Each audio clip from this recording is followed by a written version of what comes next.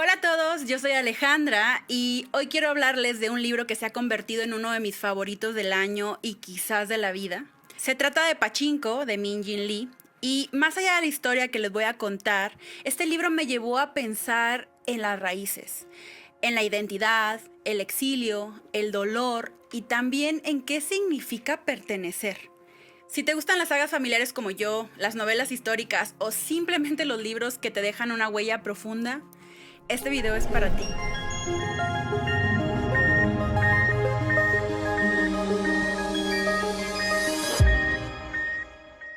Siempre me han fascinado las sagas familiares. Me parece increíble cómo a través de una sola familia se puede contar la historia de un país, de una cultura, de generaciones enteras. Pachinko es exactamente eso. Una saga que sigue a una familia coreana a lo largo de casi 80 años. Desde 1910 hasta los años 80, comenzando por la ocupación japonesa en Corea. Otras sagas que me han marcado como esta han sido Cien años de soledad, Los Buddenbrook de Thomas Mann o La amiga estupenda de Elena Ferrante. Pero lo que hace especial a Pachinko es su mirada íntima, silenciosa, que habla de lo que rara vez se menciona en la literatura global. Pero, ¿qué es Pachinko? ¿De qué trata la novela? La novela comienza en una aldea de pescadores de Corea, donde una joven llamada Sunja, mi personaje favorito, queda embarazada de un hombre casado. Para evitar la deshonra, se casa con un pastor cristiano enfermo de tuberculosis que la lleva a Japón. A partir de ahí seguimos a su familia a lo largo de generaciones viviendo como coreanos en un país que los rechaza, sobreviviendo a la guerra, la pobreza, la discriminación y las preguntas sobre quiénes son y a dónde pertenecen. Para entender la novela hay que situarnos en la historia, específicamente la historia de Corea y su división, pero también en la historia de Japón. Corea fue ocupada por Japón desde 1910 hasta 1945, justo al finalizar la Segunda Guerra Mundial. Durante ese tiempo se impuso el idioma japonés, se prohibieron las tradiciones coreanas y miles de personas fueron desplazadas o incluso esclavizadas. Esto llevó a que muchos coreanos que vivían en Japón sufrieran lo terrible de ser parte de una ocupación y de un desplazamiento forzado. Vivieron prejuicios y muchas más situaciones que los llevaron a la precarización. Tras la Segunda Guerra Mundial, Corea se dividió en dos, el norte comunista respaldado por la URSS y el sur capitalista respaldado por Estados Unidos.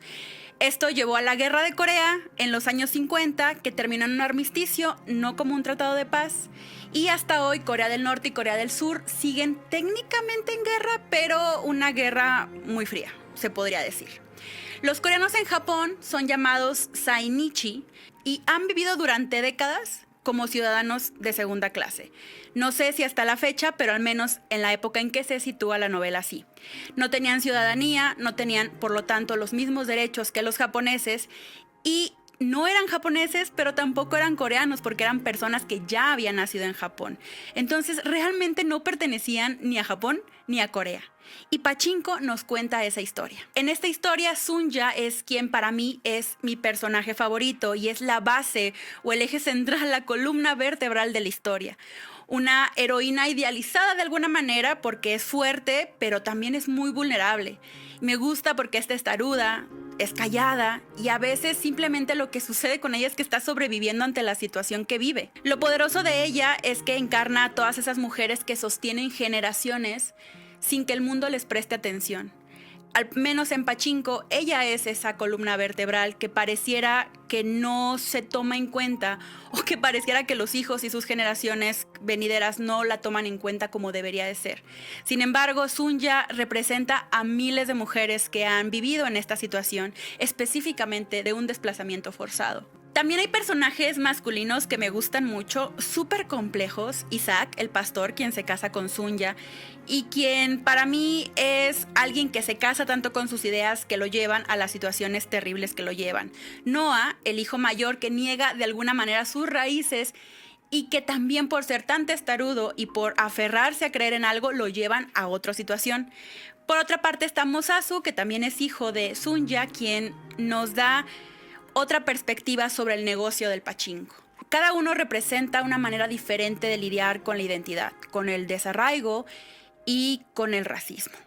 Uno de los grandes temas que me fascinó de esta historia y que me hizo sentir muchísimas cosas, específicamente en este momento de mi vida, fue el tema del desplazamiento forzado, que es lo que he venido hablando anteriormente en este video.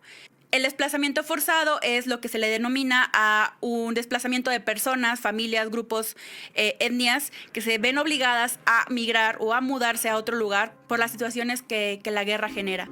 En esta novela específicamente está llena de gente que huye, que migra y que se ve obligado a reinventarse. Recordemos que no es lo mismo ser un...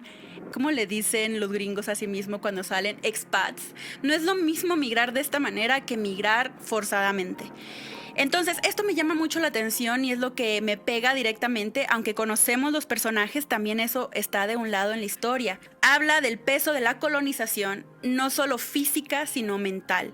El idioma, el apellido, la religión. Todo esto está atravesado por la historia del poder. La búsqueda de identidad atraviesa a cada personaje. ¿Qué significa ser coreano en Japón? ¿Y qué significa pertenecer a una nación que no te reconoce como tal? O sea, como suyo, nunca te reconoce. Y a mí eso me volaba la cabeza porque no tenía como conciencia de estas cosas, específicamente de Japón. Y me hizo pensar muchísimo respecto a la idea de qué es una nación.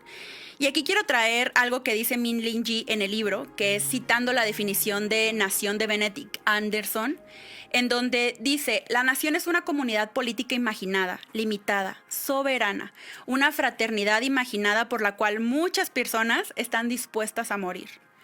¿Qué nos dice eso? Que las fronteras son construcciones y sin embargo tienen consecuencias reales para las personas que no tienen el mismo poder que quienes están creando esas fronteras.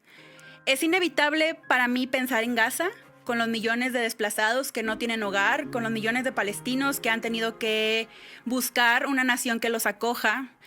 Pachinko no habla de Gaza, pero creo que es un eco que resuena muy fuerte allí y quizás nos habla de muchos otros lugares que han sufrido ese tipo de situaciones y pensar más en ellos. ¿Por qué se llama Pachinko? El título del libro no es casual.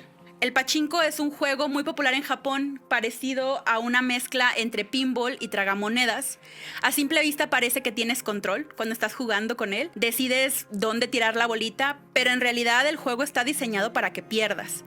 Las máquinas están manipuladas para que solo unos pocos ganen y nos lo dejan muy claro en la novela. Así es la vida de los personajes en esta historia. Y así es la vida de miles de personas en el mundo debido al sistema en el que vivimos. Pareciera que tenemos oportunidad de tener movilidad social, pero solo unos pocos tienen suerte de salir del lugar donde nacieron. El sistema parece darte oportunidades, pero en realidad ya está configurado para que fracases si naciste con demasiadas opresiones. Ser pobre, ser migrante, estar atravesado por la raza, vivir en una guerra, tu etnia, todo esto tiene que ver para que realmente sea mucho más complicado que ganes en el juego de la vida. Y eso es lo que más me gustó de la novela. Pachinko es una metáfora de la desigualdad estructural. Es una manera de decir que incluso cuando luchas, cuando resistes, cuando haces todo bien, puede que igual te toque perder, porque el juego está amañado desde el principio. Maravillosa metáfora de esta historia. Entonces, Pachinko es una novela sobre el amor, sobre la resistencia, el silencio, la maternidad, las maternidades, la pérdida, por lo tanto la muerte. Pero también es una novela sobre cómo se sobrevive cuando el mundo insiste en que no existas. Leer Pachinko es también entender que sobrevivir es una manera de resistencia. Entonces, si tienes la oportunidad de leerla, hazlo.